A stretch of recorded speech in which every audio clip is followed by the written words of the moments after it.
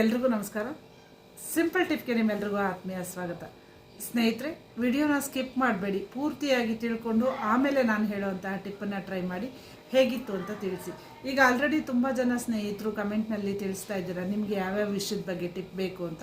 So ಅದೆಲ್ಲದನ್ನು video ಮಾಡ್ತಾ ಇದ್ದೀನಿ. ಮುಂದಿನ ದಿನಗಳಲ್ಲೂ ನಿಮಗೆ ಅನುಕೂಲ ಆಗುವಂತಹ ವಿಡಿಯೋಗಳನ್ನ ಮಾಡ್ತೀನಿ ಸ್ನೇಹಿತರೆ. ಬನ್ನಿ ಇವತ್ತಿನ ವಿಡಿಯೋನ ಶುರು ಮಾಡೋಣ. ಎಳ್ನೀರನ್ನ ಜಾಸ್ತಿ ತಗೋತಿದ್ದೀರಾ, ಸಲಾಡ್ಸ್ಗಳನ್ನ ತಗೋತಿದ್ದೀರಾ, ಅತಿಯಾದ ಜ್ಯೂಸ್ಗಳನ್ನ ತಗೊಳ್ತಿದ್ದೀರಾ, ತರಕಾರಿಗಳನ್ನ ಹೆಚ್ಚಾಗಿ ಸೇವಿಸ್ತಾ ಇದ್ದೀರಾ, ಸೊ ಕಿತ್ಲೆ ಹಣ್ಣಿನ ರಸನ ತಗೋತಿದ್ದೀರಾ, ದಯವಿಟ್ಟು ಇದೆಲ್ಲದನ್ನು ಸ್ಟಾಪ್ ಮಾಡಿ. ಹಿಂದಿನ ವಿಡಿಯೋದಲ್ಲಿ ನೀರಿನಂಶ ಜಾಸ್ತಿ ಇರೋ ಫುಡ್ಗಳನ್ನ ತಗೊಳ್ಳಿ ಅಂತ ನೀವೇ ಹೇಳಿದ್ರಿ. ಈಗ ಇದನ್ನು ಸ್ಟಾಪ್ ಮಾಡಿ ಅಂತ ಹೇಳ್ತಿದ್ದೀರಾ ಅಂತ ಕೇಳ್ತಿದ್ದೀರಲ್ಲ, ಯಾಕೆ ಅಂತ ಹೇಳ್ತೀನಿ.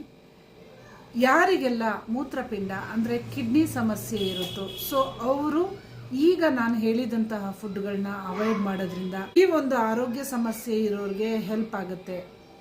ರೀಸನ್ ಏನು ಅಂತ ಹೇಳಿದ್ರೆ, ಈಗ ನಾನು ಹೇಳಿರೋ ಫುಡ್ಗಳಲ್ಲಿ ಪೊಟ್ಯಾಷಿಯಂ ಅಂಶ ಹೆಚ್ಚಾಗಿರುತ್ತೆ. ಸೊ ಅದರಿಂದ ನಿಮ್ಮ ಆರೋಗ್ಯ ಇನ್ನೂ ಹದಗೆಡೋ ಚಾನ್ಸಸ್ಸೇ ಜಾಸ್ತಿ. ಹಾಗಾಗಿ ಈ ಥರ ಫುಡ್ಗಳನ್ನ ಅವಾಯ್ಡ್ ಮಾಡಿ ನಿಮ್ಮ ಆರೋಗ್ಯನ ಕಾಪಾಡ್ಕೊಳ್ಳಿ. ಸ್ನೇಹಿತರೆ, ಟಿಪ್ ಇಷ್ಟ ಆಯಿತು ಅಂದ್ಕೊತೀನಿ. ಹೊಸ ಟಿಪ್ನೊಂದಿಗೆ ಮತ್ತೆ ನಿಮ್ಮನ್ನು ಭೇಟಿ ಮಾಡ್ತೀನಿ. ಅಲ್ಲಿವರೆಗೂ ಎಲ್ಲರಿಗೂ ಒಳ್ಳೆಯದಾಗಲಿ. ನನ್ನ ಚಾನಲ್ನ ಮಿಸ್ ಮಾಡದೆ ನೋಡ್ತಾ ಇರಿ.